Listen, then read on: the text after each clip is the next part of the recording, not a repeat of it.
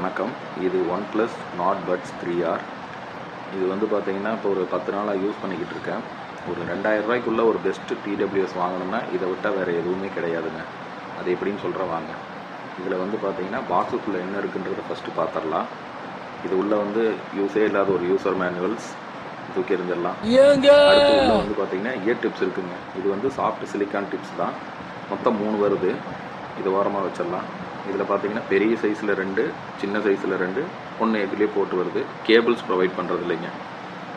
இந்த ஹெட்ஃபோன்ஸோட குவாலிட்டிங்கிறது வந்து நல்லாயிருக்கு, ப்ரீமியமாக இருக்குது. கொடுக்குற காசுக்கு ஒர்த்தாக இருக்குன்னு வச்சுக்கோங்க. இது நான் வாங்கின புதுசில் எடுத்த ஃபோட்டோஸு.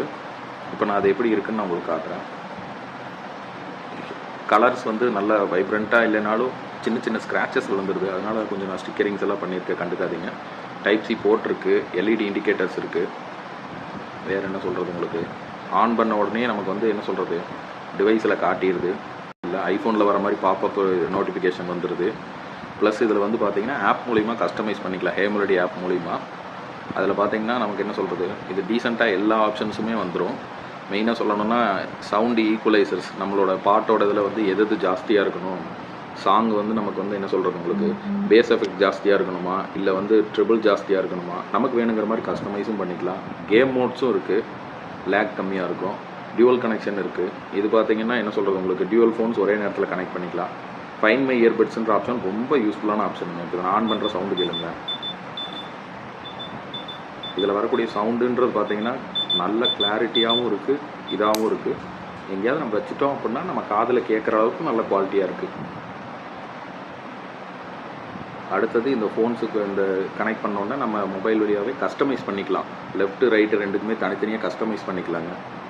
லெஃப்ட் பட்ஸுக்கு ஒரு கனெக்ஷன், ரைட் பட்ஸுக்கு ஒரு கஸ்டமைசேஷன் பண்ணிக்கலாம்.